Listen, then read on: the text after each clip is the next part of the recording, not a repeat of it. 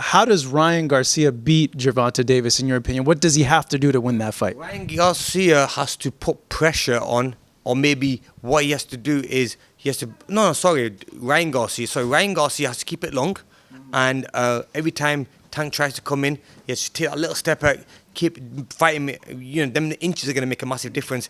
Maybe counter him every time. Throw them hard shots in. Every shot that Ryan has to throw has to be hard and accurate. And he has to keep that distance right. He can't let Tank smother him or get too close, because that's when he's in trouble. What Ryan has to do, have strong legs, have good feet, keep him long, bang, bang, keep it moving left to right, keep it lateral, don't let Tank settle. Because once you let Tank settle, he's going to let them big bombs off.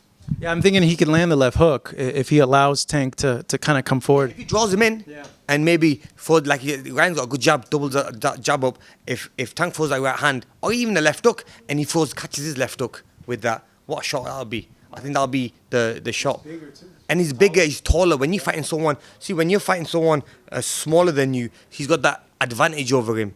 You know, he can put that pressure on him. He's got that size. I think size-wise, he looks a lot bigger as well. So I think he's got a lot of advantages, has Ryan. But, like I said, I do lean more towards Gervonta in that fight, Tank, because I think Tank is just more experienced. But it is a 50-50 fight. It's hard to say who's going to win. But wish them both the best. Man, it was great to cover you in your career, honestly, because you were a guy that always put it on the line, and you had such a big heart. Speaking of the retirement, what's the one thing you love the most about being retired? You know what? I just love that I don't have to wake up in the morning, go for a run. I don't have to watch my weight. And now that I don't need to watch my weight, I want to hit the gym. I want to keep lean. And I want to be remembered as a guy who's fit and not put weight on and let himself go. Also, you know, the hard runs, like I'm training, but I'm enjoying training now. Whereas before, I didn't really enjoy training because I was always putting myself in under so much stress, you know, pushing myself. And I hate it. Not many people like training. I used to hate training, but I used to do it because I used to win me fights. But now I'm enjoying the gym. I go into the gym and I do nice, easy sessions just to keep me ticking over, you know. And I feel good, man. I feel happy, and knowing that I don't have to make weight again, knowing that I can eat what I want, and you know, God's been kind. I've had a brilliant boxing career, made a lot of money in the sport. Now it's time to do other things, and I got my own TV show now. I do a lot of commentating on boxing, so I'm keeping myself busy. Yeah. When did you, like you said, like you hated training camps? Like, was that like from the very beginning, or was there at a point you remember where you're like, towards the end? Yeah, towards the end, and I think that's when I kind of realized that maybe there's other things that are coming in my mind and other things I want to rather do instead of me being stuck in a training camp. You know, there was a massive distractions. The name was getting bigger in America and all around the world, but then I had to be stuck in a training camp. You know, and I think it was the distractions and everything else. It just got too much. Like I said, you know, having 40 fights as a professional, being in the game since the age of 17 in the spotlight, being professional from the age of 19 onto 35 years old. I've had a very long career, and I'm happy the way it's gone. But I could feel and see towards end of my career when I retired, I could see that the love for the sport had disappeared. I didn't love the sport anymore. I was just doing it just to kind of, because I had that many fans always tweeting me, messaging me saying, "We want to see you fight again." And it's like I was fighting for the fans then. I wasn't doing it for my own love. Is the fire like completely gone now, or is there still like a little bit? It's gone, literally. Yeah, honestly, I'm quite happy that I'm retired. You know, I never knew when to call it a day. Yeah. I would have always kept on boxing till probably something would have happened and I'm not allowed to fight. That's the type of person I was. It was just after the Kell Brook fight, I kind of just didn't feel like, even when I was walking to the ring, it's like I didn't want to be there. I was walking and thinking, oh, I can't wait for this to be over. And honestly, that's what happened. I was walking to the ring and I'm like, okay, it must have been about 10 o'clock at night time. And I was like, oh, within 2 hours, by 12 o'clock, I'll be back in my hotel room in my bed, chilling out. The fight's over, and I thought, and 2 hours goes by quick. So all I had that in my mind. I wanted the fight to be over with. For a week of the fight, I was like so bored. But I trained so hard, don't get me wrong. Like Bomac, Crawford and the team kicked my ass so hard. Like I was in the best shape ever, but like I said, when you're mentally not there.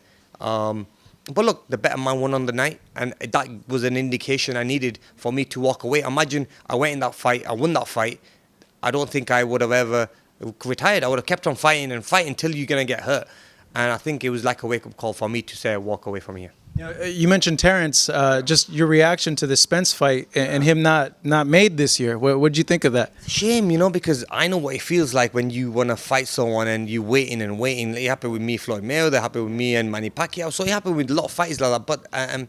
But and also it happened with me and Tim Bradley early when I was like that was a bit there. So There was a lot of animosity there between you and him too. animosity because it would have been an undisputed unification fight. We both had 2 titles each, and but it was I could feel what Crawford, because Crawford's probably thinking that, look, I'm getting older, and I want to get this fight out with. Look, I could see probably Crawford's like same age, a year younger than me, but he's like 35. But I'm sure he doesn't love the sport as much as he did maybe 5-10 years ago. He's getting older as well. I'm sure he wants to cash out now, beat the biggest name in boxing in the welterweight division, which is Spence. Once he beats him, he's known as the best fighter. You know what I mean? There's no one else better, in my opinion. I think at the moment, that's only one name that's hanging there, is Spence. People don't know who's going to win that fight. Is it Spence or is it Crawford? It would be a massive fight. It'd be a fight even I'll fly out to see that fight, because, being a boxing fan, now I want to sit ringside and analyse and enjoy the nights. But, yeah, if it doesn't happen, I think it's going to be real bad. We need it to happen because both fighters are getting older, and I think people are just going to get frustrated and lose love for that fight and then go on to another fight. We don't want to lose love for that fight because that's a fight everyone wants to see. Given your experience fighting Terence, how do you like his chances in that fight against Spence? I got Terence winning that fight unanimously. Yeah, not by stoppage, because I see Spence is a very tough, tricky fighter. I think he just breaks down a fight so easily, does Crawford.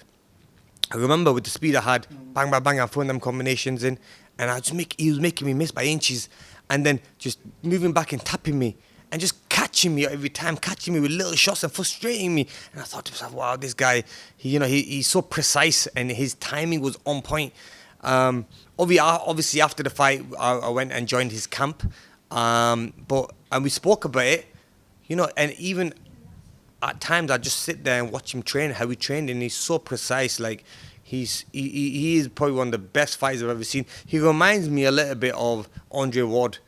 I used to watch and just stand and watch him train on shadowbox, and the way he does things slow, and every punch it means something. And I could see that in Crawford as well. That's why both of them are probably in our era, our generation of boxing, are one of the best fighters, and they are one of the best out there. But it was amazing to share camp with him and to be back in America again as well, because I love being in America, training over there, doing all the press, media, fights over there. But obviously, because the fights were more in England after that, it was just nice just to go there and do a training camp.